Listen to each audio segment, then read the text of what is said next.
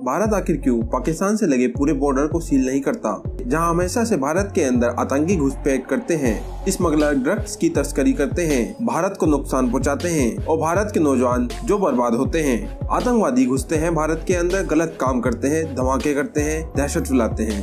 आखिर भारत पाकिस्तान से लगे बॉर्डर को सील क्यों नहीं करता है?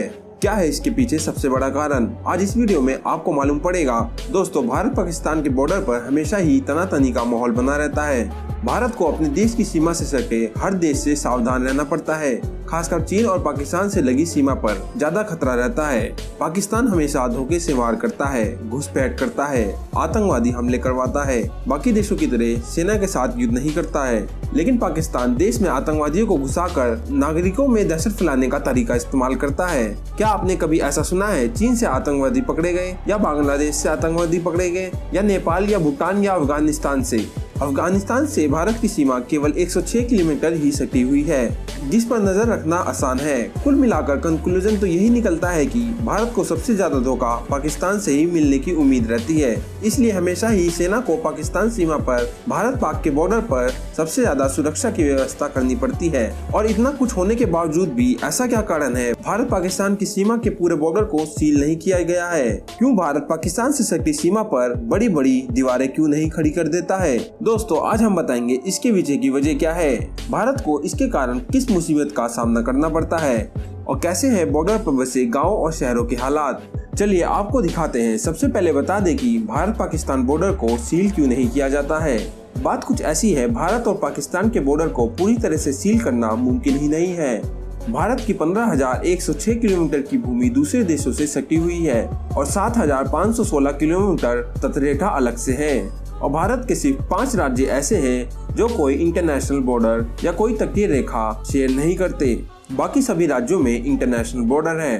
भारत के 3 राज्य राजस्थान, गुजरात और पंजाब और केंद्र शासित प्रदेश जम्मू कश्मीर पाकिस्तान के साथ सीमा साझा करता है। दोस्तों, भारत की ज्यादा सीमाएं खासकर भारत पाकिस्तान के बॉर्डर पर जहाँ दीवार बनाना मुमकिन ही नहीं है, ना ही बाढ़ लगाना मुमकिन है। साथ ही सिक्योरिटी सिस्टम भी उतना सक्सेसफुल नहीं है, क्योंकि जमीन समतल नहीं है। ये सीमाएं पहाड़ों, चौकियों और मैदानों और घाटियों, जंगलों से रेगिस्तान और दलदल और भी कई तरीके के इलाकों से होकर गुजरती है। इतनी सुरक्षा के बाद भी भारत में पाकिस्तान से अवैध घुसपैठ और तस्करी यानी स्मगलिंग को अब तक पूरी तरीके से रोका नहीं जा सका है। इसका सबसे बड़ा कारण है भारत पाकिस्तान के बॉर्डर पर भौगोलिक स्थिति यानी geographical situation. Bharat Pakistan 3,325 kilometre की सीमा को साझा करते हैं। इन सभी की भौगोलिक स्थिति ऐसी है जिससे यहाँ सटे गाँवों में स्मगलिंग और इलीगल बॉर्डर क्रॉसिंग बहुत आम है। भारत इतनी बड़ी सीमा को सील करने की कोशिश भी करता है तो पहाड़, नदी, दलदल और घाटियों को सील करने में भारत के इतने पैसे लगेंगे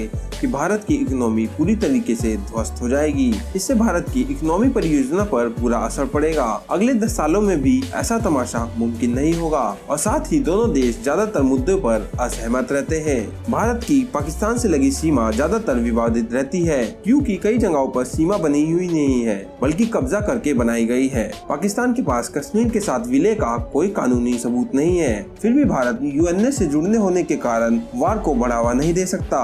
शांति बनाए रखना एकमात्र ऑप्शन बचता है भारत के पास। कश्मीर ही भारत पाकिस्तान के बीच की खटास का सबसे बड़ा कारण है।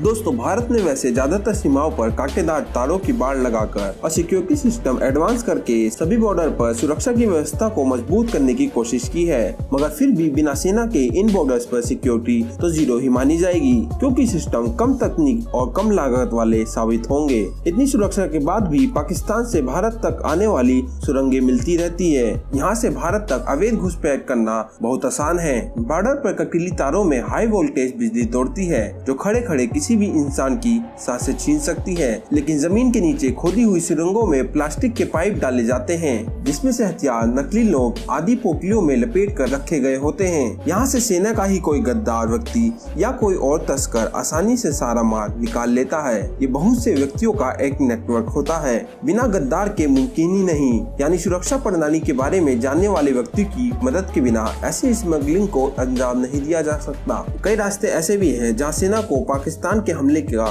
खतरा कम होता है।